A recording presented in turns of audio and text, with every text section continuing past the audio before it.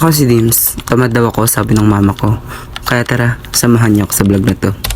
So ayun guys, pangalawang beses ko nang naranasan mag-alay-lakad dito sa Halloween. Kaya hindi na rin bago sa akin kung ano bang mga kaganapan tuwing nag-aalay-lakad. Nakakatawa lang kasi sabi alay-lakad daw pero sumakay pa din kami. So alay-lakad na may unting sakay. Dito pa nga lang ay marami na kaming nakikitang nag-aalay-lakad. Kaya nga kami sumakay kasi para sa Taytay na lang namin umpisahan ng paglalakad namin. So ayun, here na nga kami sa Taytay.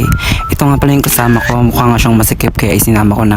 Naglalakad na nga kami papuntang Jollibee dahil dito namin naantay niya iba naming mga kaibigang masisikip. At habang naglalakad nga kami, chinat ko na yung kaibigan ko. Sabi ko, ihanda niya na yung camera niya para sana video niya yung pagdating namin. Nandito na si Bong Revilla! So ayun, here na nga kami sa loob ng Jollibee at kasama ko ng isa kong friend. As kasama ko pa isa kong friend, so we are friend together. Pala guys, si Chan pala is marami siyang kasamang kaibigan, so marami kaming mag-aalay-lakad. Bali na nakaraang taon kasi unti lang kami, bali 4 lang siguro kami nag-aalay-lakad. So ayun, nagsimula na nga maglakad-lakad ang mga babae at para nga hindi na mapagod ang mga babae makot sa overpass. Dito na kami dumaan sa may kalsada na may harang at buti na lang talaga walang narita sa amin. At may nadaanan nga kaming nagbibigay ng libreng lugaw, kaya kahit naman init na ang mga babae, talagang naglugaw pa rin kami. Sayang naman kasi libre. Tuwing alay-lakad niya guys, marami kang makikitang nagbibigay ng libre.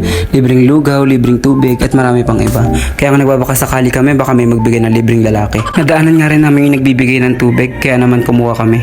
Malibre tubig ni Mayor. Tapos pa ba yan? Ulat pa tayo, babe. Wala pa tayo sa SM, ano, ulas-ulas ka na tayo. Wala pa tayo sa ating paulo. Baka nagaling mo tayo sa sabi ko pwede isa. Magalo.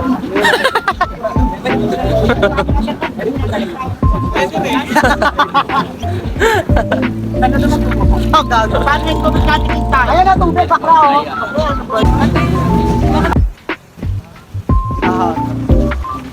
Pero mo muligat ka, no?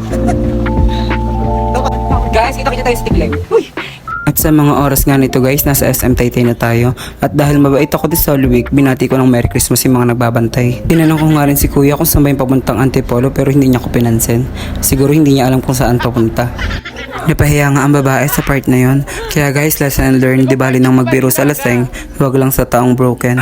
At malayo-layo na nga ang nilakbay ng mga babae. Kaya naman nang may nakita kami nagtitinda ng scramble, ay agad kaming napabili. Bukod sa nakakapagod, nakakauhaw at nakakagutom, hindi nakaka-fresh mag-alay-lakad. Buti na lang isa akong Disney princess, kaya naman nilibre ako ng kaibigan ko ng isang scramble. At chinichika pa nga ni bakla yung vendor kasi akala niya makakalibre siya ng isang scramble. At tinatawaran niya pa nga yung vendor kasi napakamahal daw ng tinda. At binibiro ko pa nga yung kaibigan ko kasi kung ano yung amoy niya dati ayun pa rin yung amoy niya hanggang ngayon. Talaga namang nadala niya yung amoy niya ng 2023. Feeling ko nga bet na birded yung nagtitinda kasi super pabebe siya. Tapos na nga kami bumili ng scramble kaya naman nagpatuloy na kami maglakad. Super flex nga ako sa scramble ni kuya dahil bukod sa hindi ko mabibitin, napakadami niya maglagay ng scramble. Feeling ko tuloy ako yung bet niya. And by the way guys, 5 days ko na nga palang ini-edit tong video na to at hindi rin talaga madaling mag-edit. Especially sa pagbo-voice over kasi hindi ko alam kung paano ko ba siya uumpisahan at kung lalaki ba o babae yung gagawin kong boses. Actually guys, hindi ko kasi alam kung lalaki ba talaga ako o babae. Ay. And by the way guys, mahaba nga pala tong video na to kaya sana panoorin niyo hanggang dulo. At bilang isang Disney princess, kailangan niyo makita ang isang babae kung paano maging masarap.